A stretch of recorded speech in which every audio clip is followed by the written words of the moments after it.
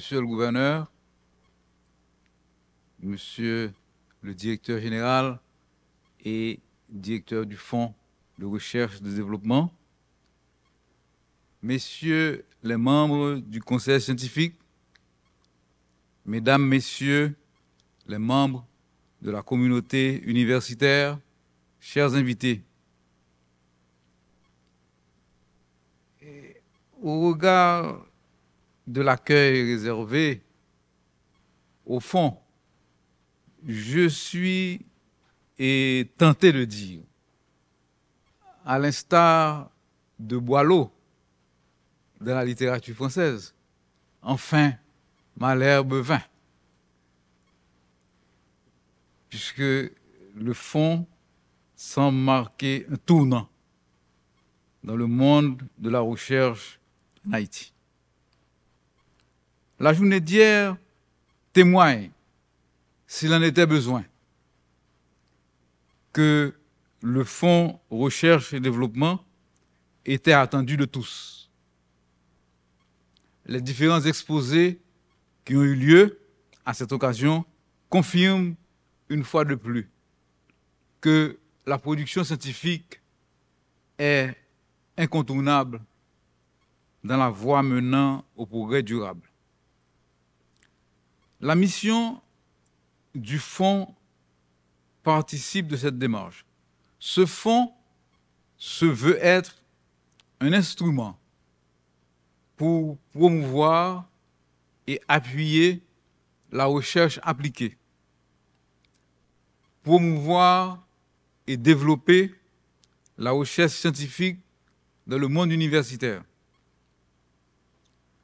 La thématique, par exemple, de renforcement du capital humain et de l'élargissement de la communauté scientifique vise à faire montre, tant pour l'État que pour le secteur privé, de la nécessité de sortir de la culture de la navigation à vue et d'asseoir le processus de prise de décision à partir des données quantitatives ou qualitatives observées.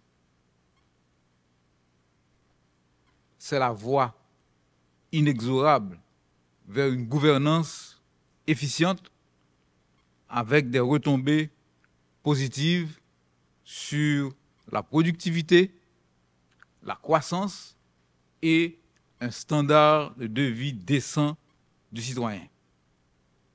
Je pense que la journée d'hier a été éloquente en ce sens. Le docteur Samuel Pierre nous a gratifiés d'une démonstration savante, mais combien instructive, en partageant avec nous ses expériences de terrain, en s'inspirant de ses réflexions profondes et fécondes. Une preuve d'ailleurs qu'en tant que chercheur, il ne vit pas seulement dans un monde abstrait.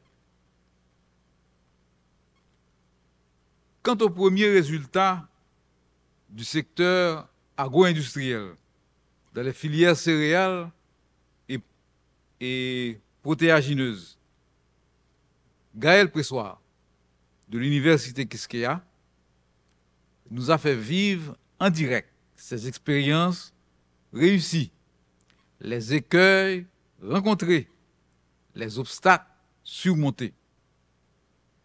Il a partagé avec nous sa compréhension du marché intérieur et international, et particulièrement sur le plan de la concurrence à laquelle devons faire face nos produits locaux.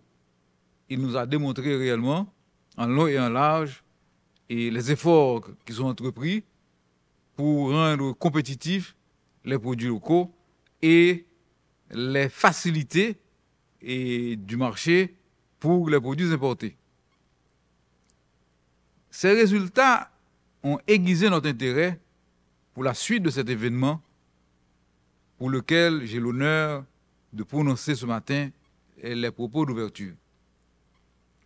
De plus, nous avons compris à travers les débats, l'importance de la recherche scientifique que nous reconnaissons être incontournable pour le développement économique et durable d'un pays, comme vont nous le rappeler bientôt les présentateurs du comité scientifique. Je profite de cette occasion pour remercier tant en mon nom propre qu'au nom du Fonds de recherche et de développement de la BRH et du conseil d'administration, tous ceux qui ont répondu à l'invitation des 2 journées scientifiques. Votre présence en qualité de présentateur, en qualité de participant, dans un environnement aussi difficile et incertain, témoigne de votre foi envers la pensée scientifique, la recherche et l'innovation.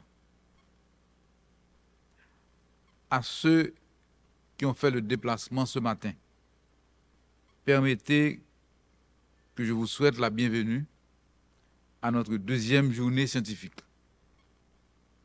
L'agenda du jour, comme vous l'avez vu, s'articule autour de l'importance de la recherche scientifique, de l'identification des vertus antalgiques de plantes médicinales, de la cartographie des ressources naturelles du Nord et des résultats sur l'hétérogénéité de la demande touristique dans les communes à forte attractivité du Nord et du Sud.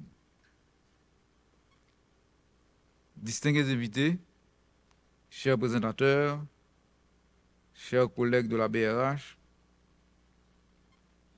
permettez-moi d'ouvrir formellement cette 2e journée d'échange autour de la recherche, autour de la science.